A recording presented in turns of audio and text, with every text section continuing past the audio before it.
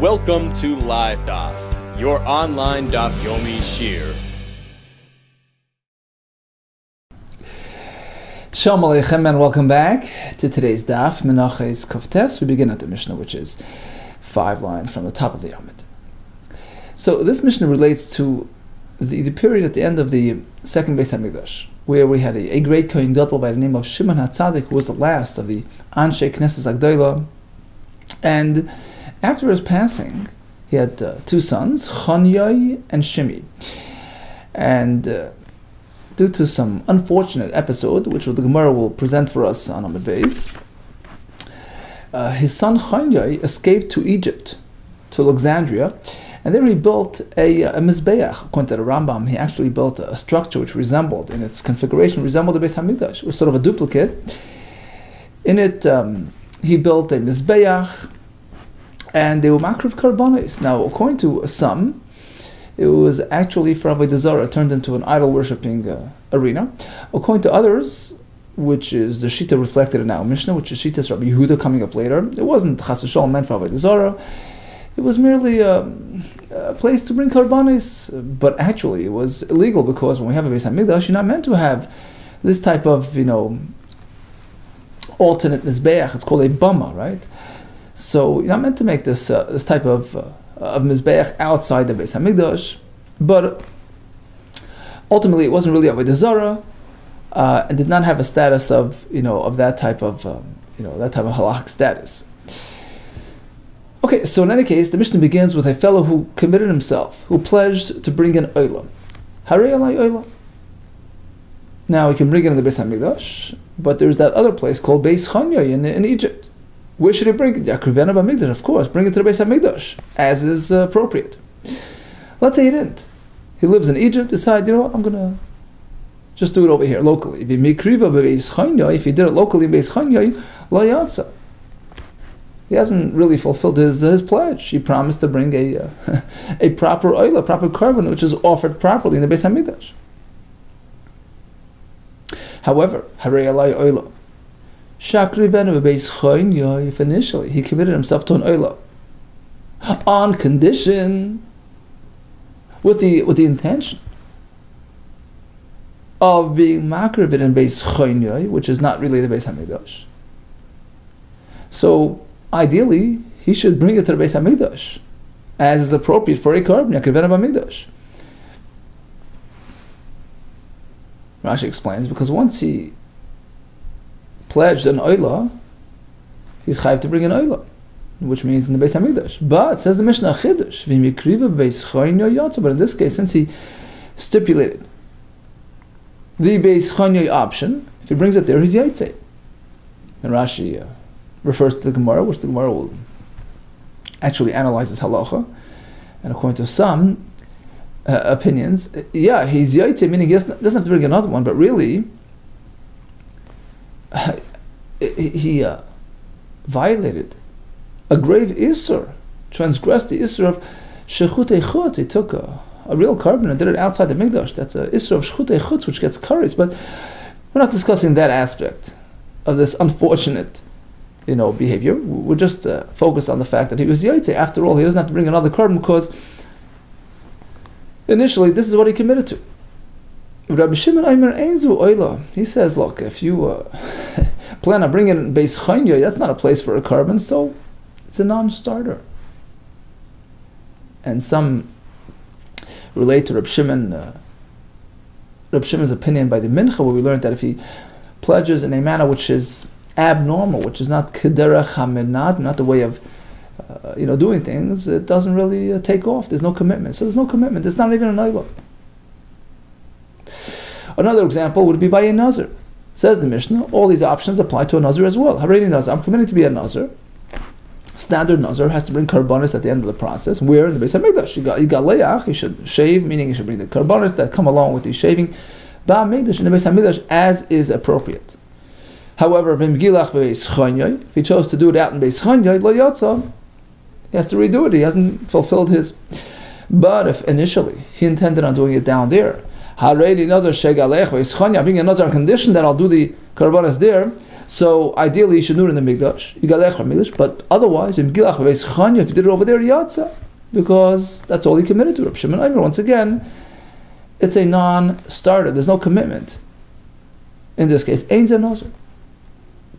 Okay, so now the Mishnah spoke about a fellow who initially committed himself to an oila with the intent of doing it in a beis chanyai. And the Mishnah says if he does it in a beis chanyai, he is yaitze. Ask the Gemara, what do you mean?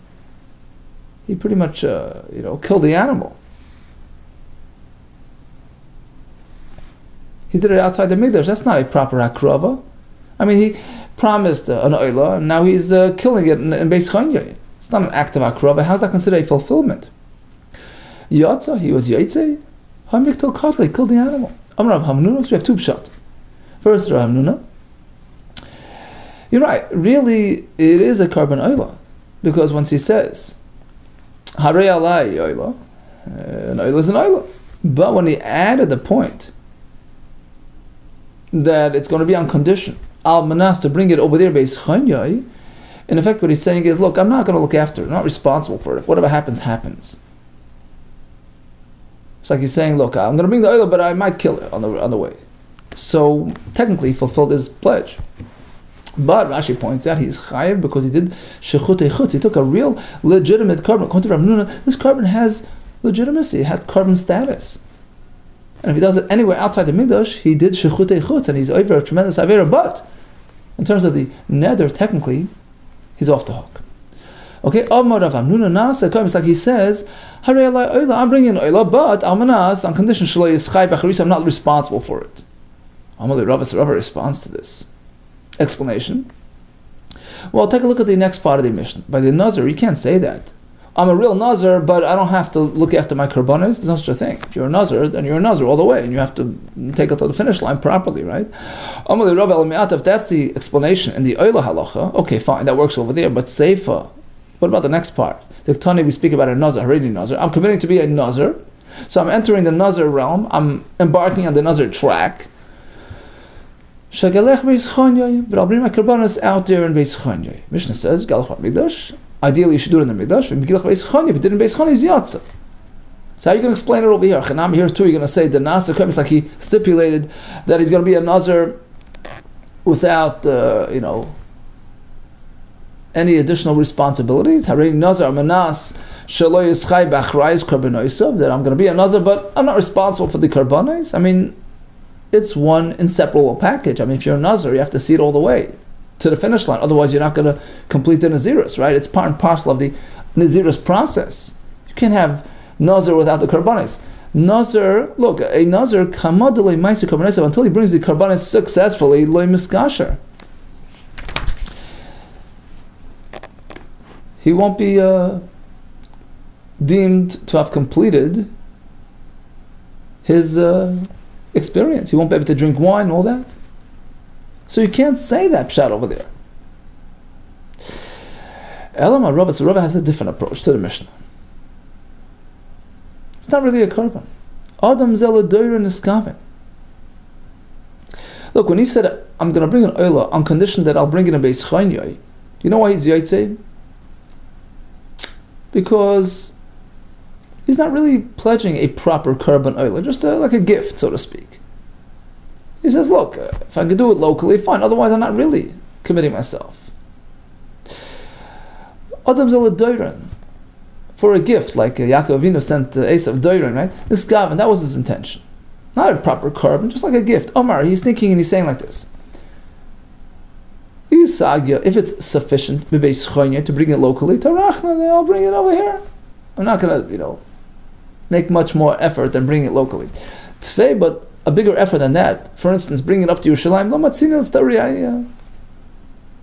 I'm not committing myself. I can't, trouble myself to that extent.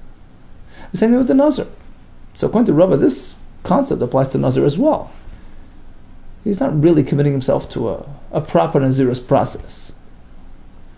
Nazar nami, the same with the nazar case. Hi Gavra, letzuri nafshikam mechaven. He's not really accepting upon himself a proper nazirus. He's just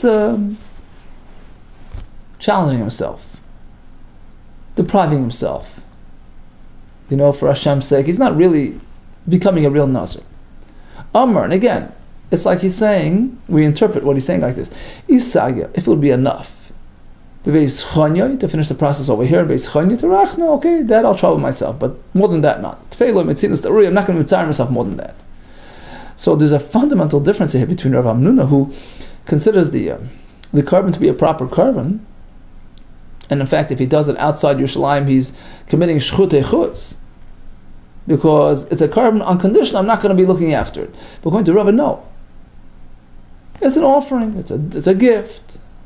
It's a personal, commitment to be refrain from wine, but it's not truly a nazir, not truly an oila. Rav Hamnuna responds to Rava by saying, look, Nazir Kedika Amras. I understand your question regarding the Nazir. I mean, you can't really be a Nazir and bring your karbanos over here. So that, granted, fine. It's not really a Nazir. But in terms of the Oila, I can very well see that on the one hand it is a proper Oila, but on the condition that I'm not going to look after it. Oila al-manas shelo yischaye b'achar yisakama. So Rav Nun insists that by the Oila he can still learn the way he did earlier. Haraya Oila means a real Oila. Al-manas, I'm not going to look after it. And therefore, if he addresses it here in Meis Chanyai, he's in compliance with his commitment. Okay, so halachically, the difference between Rava and Rav Hamnuna is, what if he takes this Oila and does it outside the Mikdash? According to Rava, it wasn't really an Oila. And he's not chayiv for shechut ichutz. According to Rav Hamnuna, it is. Vav Rabbi Yochanan, Savala, Laha, the Rav Hamnuna, and Rabbi Yochanan also concurs with Rav Hamnuna's approach that when he says Harei alei oila amanas to bring it in Meis Chanyai, technically the animal is a korban, and if he actually does it in Meis Chanyai, although he's yaitze, but he is committed shchut echutz. Damar Rabba Bar Rachana, Rabbi Yochanan Harei alei oila shakrivena Meis Chanyai. That's our case. Vikriva, and he did it somewhere in Eretz Yisrael, not in the Beis Hamikdash. Where is Yisrael? Yatza. So on the one hand, he fulfilled his, whatever you want to call it, commitment. Rashi says the Chiddush is, even though he didn't actually do it in Beis Chanya, that's not relevant. The point is, he didn't have to bring it to the Beis Hamikdash to fulfill his obligation. Okay?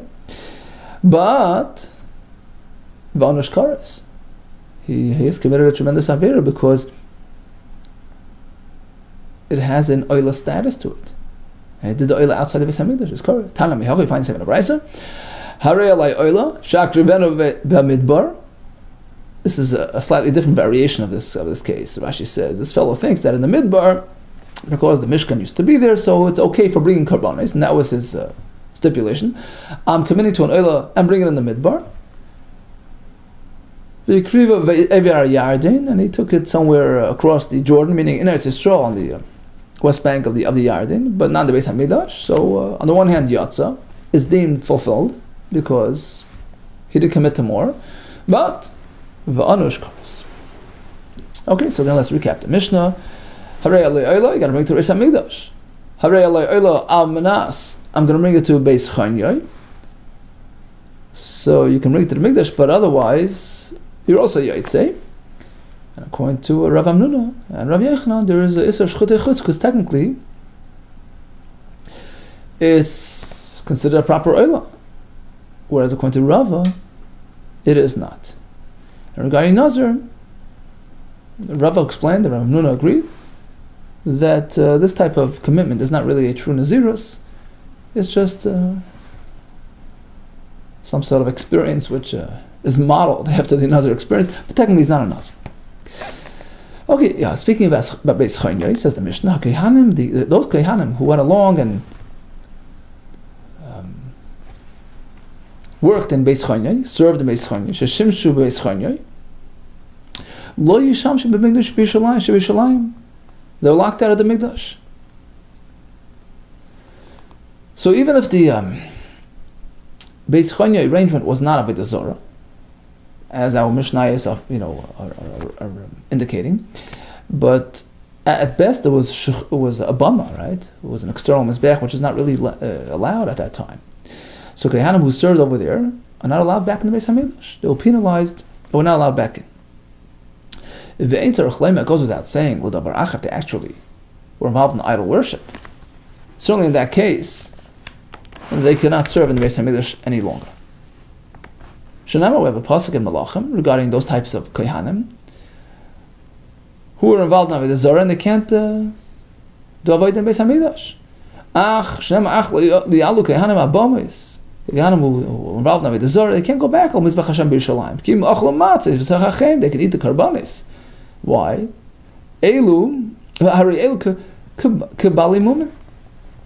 At best, these kind of considered like blemished Kohanim. A regular Kohen who has a Balmum, can't do Avodah, but he can take part in the karbanis. So we didn't disenfranchise them altogether, all the way, but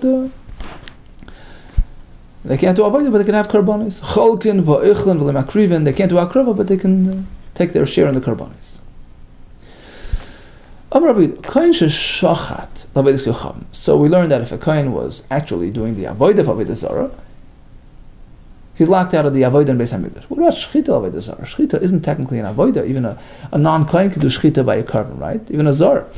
So according to Rav Yehuda, if a Kohen was involved in Shechita Avodah Zarah, since it wasn't an actual act of Avodah, Karbanai Reach Nechayach.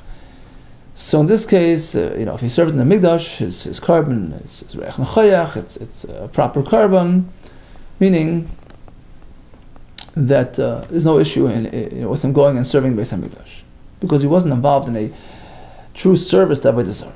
Amar Yitzchak, Barav Dimi, Micro, how do we know this is true? I mean, it's a chiddush to say that. So we have the pasuk in Yechezkel, which is prophesizing about the days in the future, right? Where the Kohanim, unfortunately, who served Avodah Zarah, what happens to them? Yishar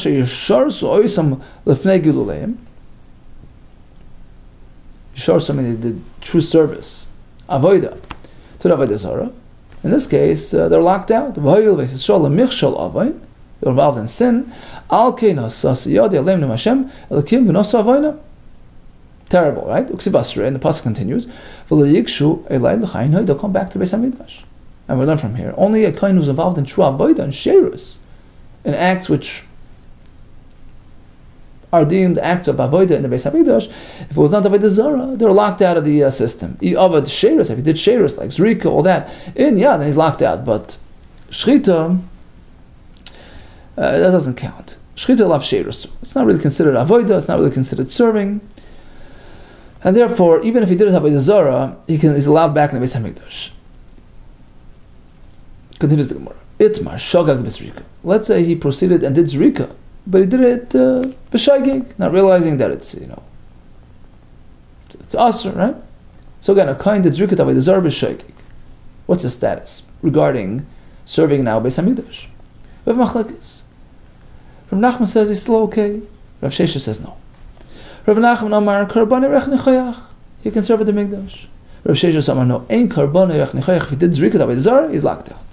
Amar Rav Sheshes, how do I know that he's locked out? Ychsiv. The pasuk we just cited. There's Michshal and there's Avain. Right? Oven is Mezid. Rashi brings based on the Gemara Yuma. Avoinas means Dainis, right? Michshal means even B'Shaygeg. If he was involved in Avodah Zarah, he's out. He's tainted to the point that he's disqualified from doing Avodah Beis Hamikdash.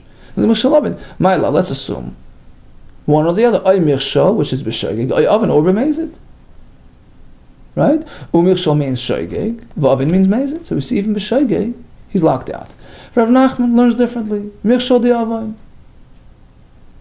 He faltered intentionally, but if it's b'shaygeg, it's not.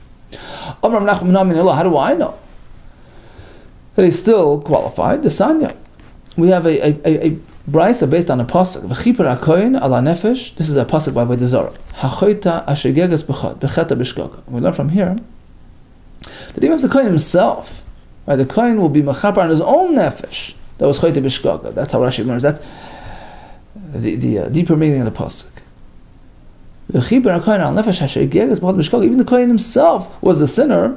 He can do his own carbon. So we see that although he was involved with the zara, if it was b'shogeg, he's still okay. Malamed we learn kohen mischaper ide atzma. Even if he did it by the zara, he can address his own carbon and process it. Now, what exactly did he do to the avodah zara? B'mai ilam b'shchita. Did he do shchita only? Ma'iri shogeg afilu mezid nami. Why is the pasuk focused on shogeg? By shchita, Rav Nachman holds even if he did shchita by zara mezid, it's not avodah. It doesn't count. Afilu mezid nami.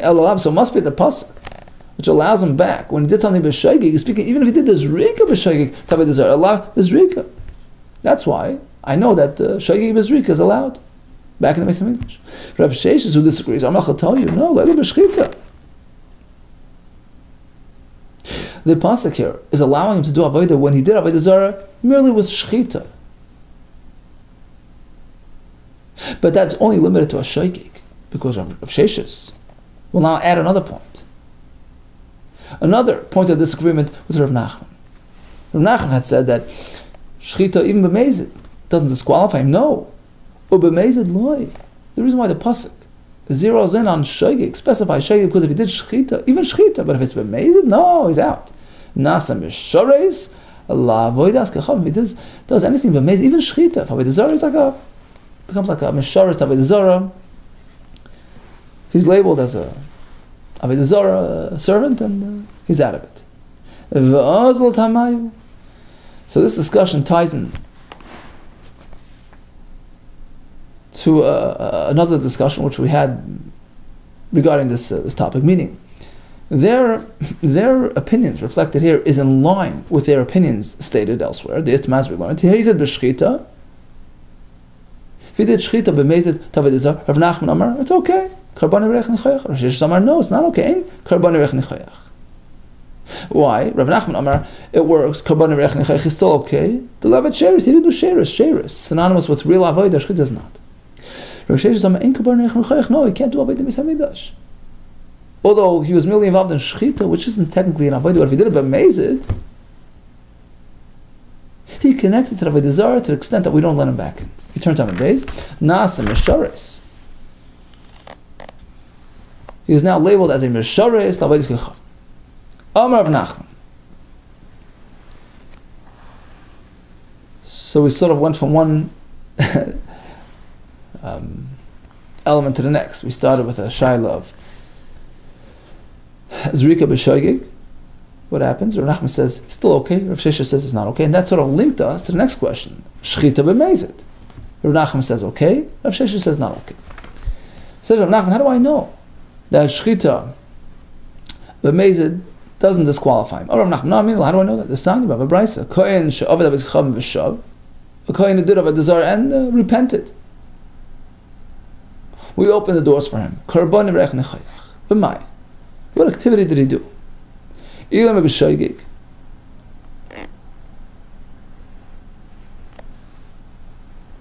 How did he do it? Under what mindset? Was it b'shogeg? Apparently not, because the brisa refers to him doing teshuvah. Apparently it was b'mezid, and he did teshuvah later. My b'shav. If it was b'shogeg all along, why mention b'shav? Shava oimidu. He's shav to begin with, means to say it was never a true deviation. It was b'shogeg. El pshita b'mezid. Apparently we're speaking that he did it intentionally. Okay, so now we have the mindset, but what act did he do? V'bezrika. Did he do zrika?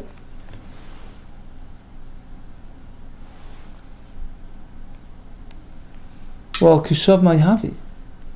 What good is it that he came back and did teshuvah? Too late. Ha'avid lo sheres. He served avodah zara with a bona fide act of sheres, which disqualifies him. It's too late. He can't do teshuvah. He can do teshuvah, but he's still locked out of the mikdash. He's tainted. Ella b'shchita. Apparently, we're speaking that he did shechita, shechita only, and in this case, we say even b'mezid, he's still allowed back, right? Because once he does teshuvah, he's allowed back. Rav Sheshes responds. He says, "No, lo'olam b'shogeg." You're right. He did shechita, but it was b'shogeg only. The brisa means like this: Im shav meikaray. The shav didn't happen later. To begin with, he was shav, meaning he was in a state of tshuva, meaning he wasn't really into it. It was a shogeg.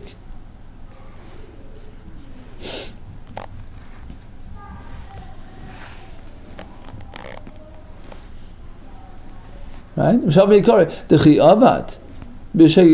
means to say that initially when he did that to Shechita, it was b'shegig.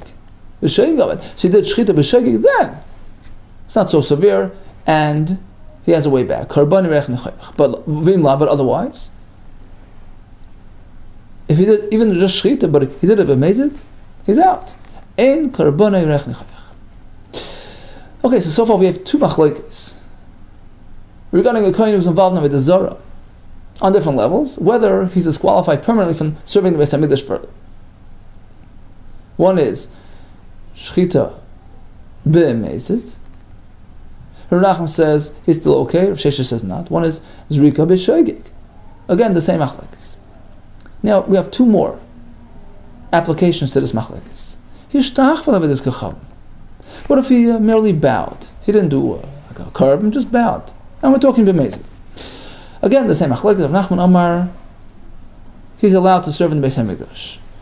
Karbonai rech nechayach. Rav Sheshes Amar ein karbonai rech nechayach.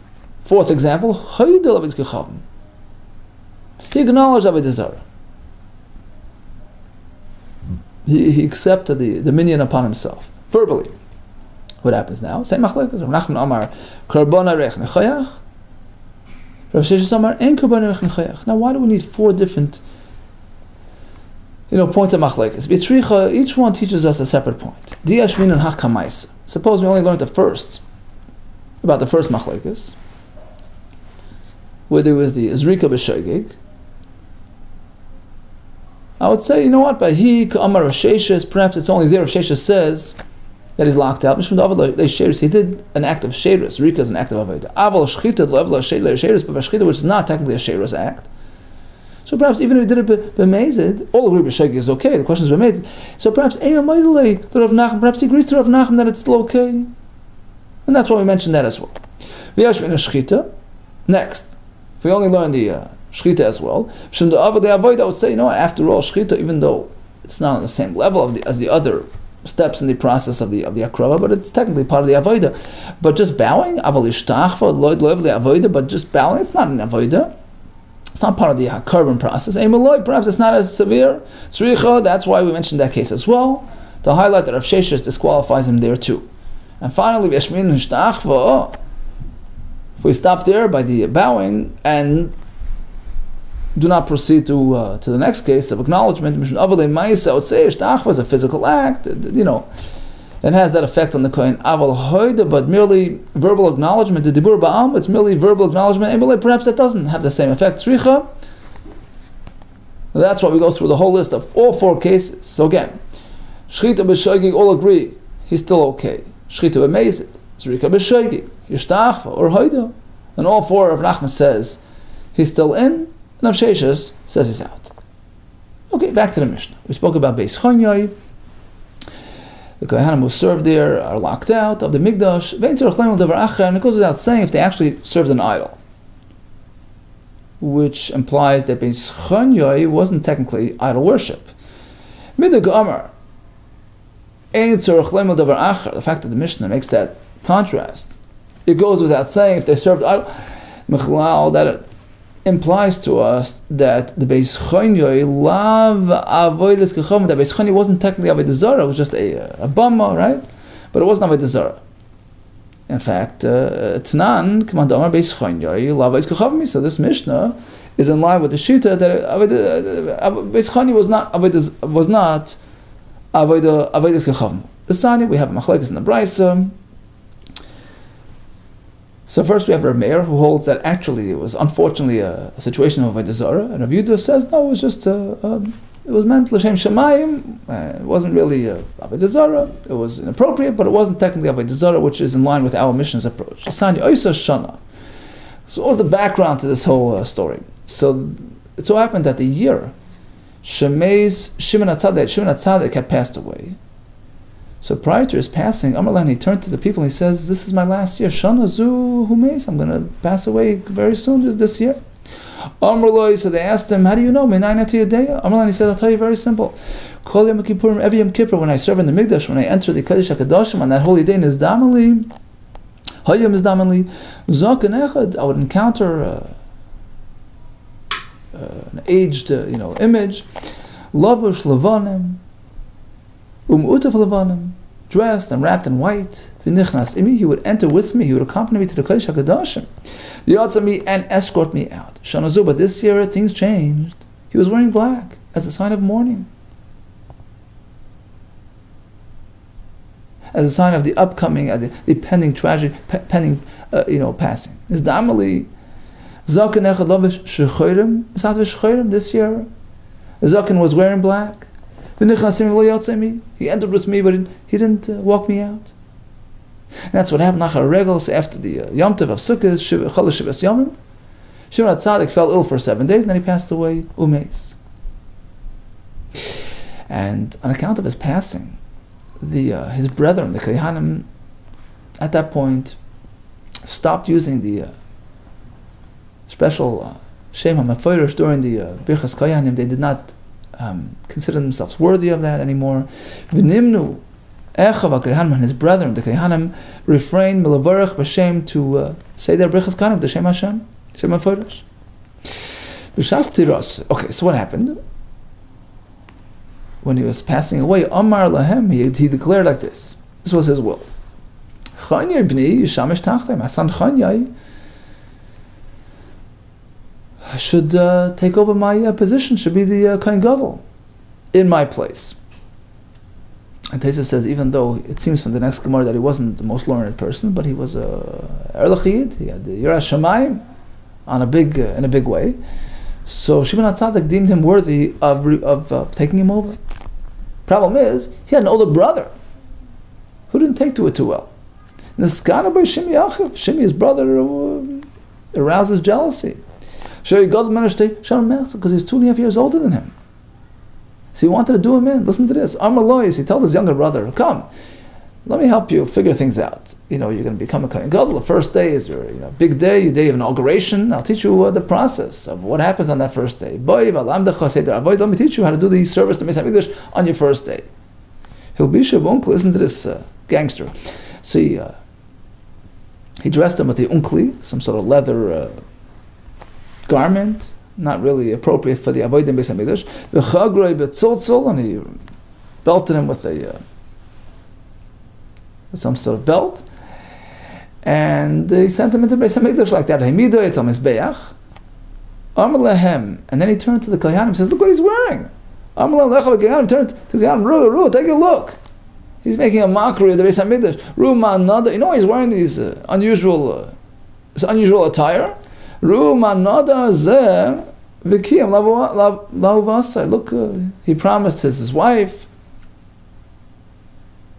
and he's keeping his word to his wife. He told her, the day that I'm appointed, I'm going to wear his wife's begadim. We're going to the day that I go into the Kunug Doila, I'm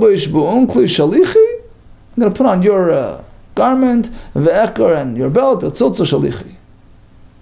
Kehanim did not take to it too well. And Bikshu Echav Gan L'Harga, they wanted to kill him. Ratz B'Pneim, so Chanyai escaped. V'Atzu Achram, they chased him, they pursued him. Halach L'Gzanish Mitzrayim, he ended up in Mitzrayim, and he made an alternate arrangement. Uban Hashem Mizbech, he built a Mizbech, V'Hela Olav L'Shum Avitzki Chav. That's it, he started doing Avodah Zarah. He felt rejected, he felt, like an outcast, and he, when the Chacham heard about this incident, how his brother manipulated him, and how Chanyai had to flee as a result. Amr, they said like this, what a Musar Haskell, what a life lesson. In terms of a person's vulnerability. If he doesn't work on his personality, doesn't develop his midas. Look what jealousy can cause. Amr, they said, Ma'azeh, look, even Shimi, Shimi, Shelo Yarla, who never was appointed to the position, meaning it wasn't like he was he ever experienced it, like he ever tasted it. Kach, he still had such a high level of jealousy that brought him to such a despicable act, a despicable, reaction. Imagine a person who already has a high position. He's really vulnerable to the extent that you don't remove him. Do anything you could not to ruffle his feathers, because once he's up there and he's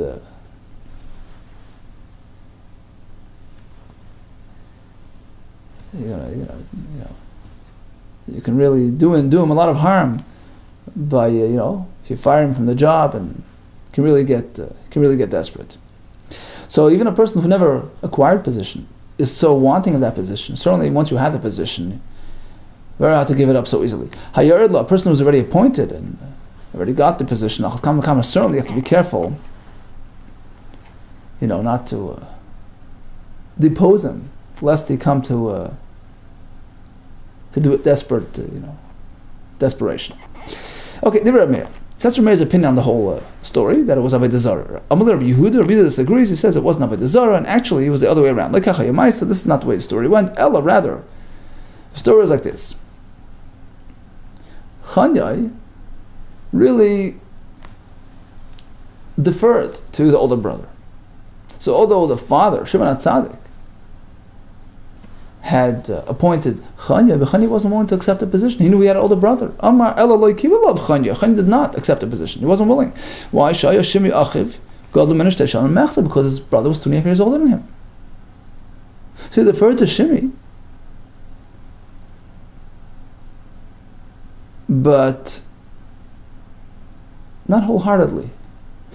Deep inside, he was jealous. He wanted it. Vaval began and still Niskana by Chanya b'Shimi. Chanya, he was jealous of Shimi, of his brother. So although he gave him he gave it to him, but deep down he wasn't happy about it. Amar Loi, so he manipulated him and he wanted to do him in. So it was the same story but in reverse. Amar Loi, so he tells the Shimi, let me teach you how things work in the Beis Hamikdash. And the whole story will be Shibun dressed him in the garment, and he set him up at a Mizbech. And now Chanyai, according to the story, Chanyai referred him to the Kehanim. Look what's going on with my brother.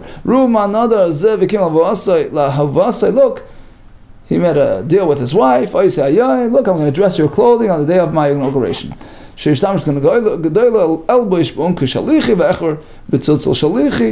wear your garments, and they weren't very happy with him. The Kohanim wanted to punish him, kill him for disrespecting Beis Hamikdash, and he said, "Well, hold it. Let me tell you the story. It's all a setup.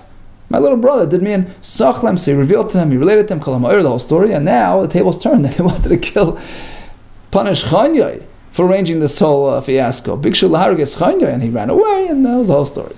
Ratzu Prem, so he escaped. Ratzu Achrab, and they chased him. Ratzu Samelch, he went to the king's palace. Ratzu Achrab, and they pursued him there as well.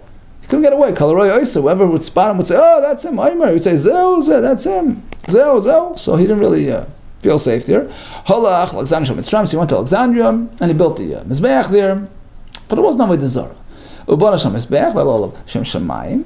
He did a Mizbeach, and he did Karbanis for Hashem's sake. Shenemar, Paimahu Yeh Mizbeach L'Hashem B'Seich Mitzrayim. Umatzei Be'etz Gvula L'Hashem. So there's a pasuk describing this phenomenon, and it relates it to Hashem. By the way, Tosfos asks, how could you? What do you mean he did it for Hashem? There's an Isra, you're not allowed to take Karbanis outside the Beis Hamikdash.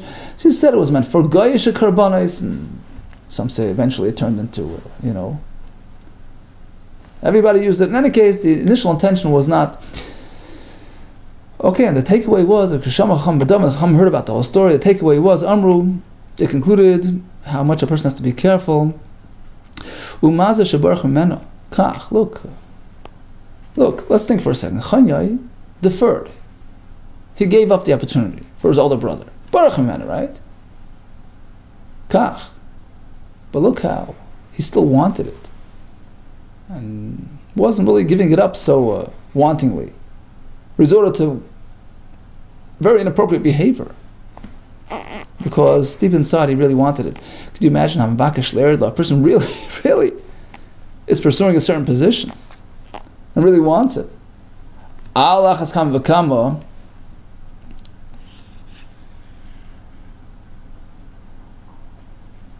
certainly he's in a very precarious state, very, very delicate, fragile, emotional state, if he actually is deposed and loses that position. So basically, got to be careful before you fire him, because it can lead to grave consequences. In fact, Tanya, Orosho and Prachya, who we know was a Nasi, he says, you know what? My mindset totally changed once I occupied the position. Totally different attitude. But Chila, initially, before I was appointed, I don't need it, I don't want it. Kloimer, Layla, if somebody would propose to me, go, take the position. No, what are you talking about? I don't want to be a Rav, I was binding of a nice lefnei and feed him to the lion. It's an expression meaning I would totally reject it out of hand. I don't want position of prominence. But Ata, now that I've tasted I've got a taste for it. Once you're up there, it's very hard. Despite his totally altruistic, intentions, but deep down, a person's a person. Once you get comfortable in your seat, now, once I'm up there, I'm appointed to this position. If somebody would propose that I vacate, that I abdicate, my position of prominence, not so quickly. Animat love kum shel chamra, I'll pour on him a container of hot water.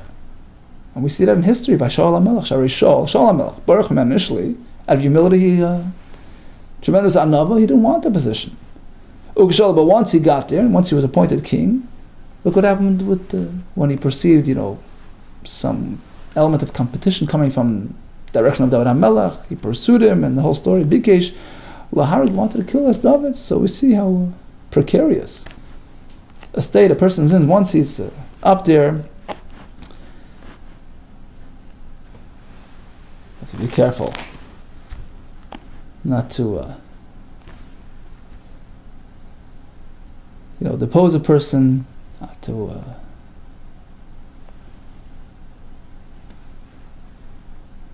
I say be careful not to put him in the position of Nisayan.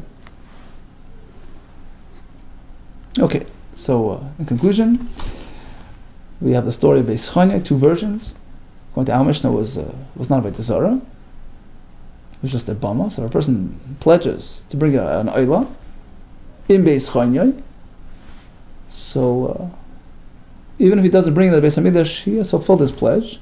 According to some, it's really a carbon oila, which is now susceptible to the halach of shchutei chutz and his chayiv kares. But technically, he doesn't have to re-bring it to fulfill his pledge, because initially he wasn't really planning on doing more than that. A kohen who was mishamish in Beis Chanya is locked out of the Beis Hamikdash. A special penalty, a special knas. And certainly, if he was involved in Avodah Zarah, in various aspects of Avodah Zarah, we have 4 machlekes regarding what exactly disqualifies him, what doesn't. And then we got involved in the whole story and the Musar Haskell, which is the power of kavod, the power of position, of prominence. How can it affect even the greatest of the greatest? And one has to be careful to remain unaffected as much as possible. All the best to you and much hatzlacha.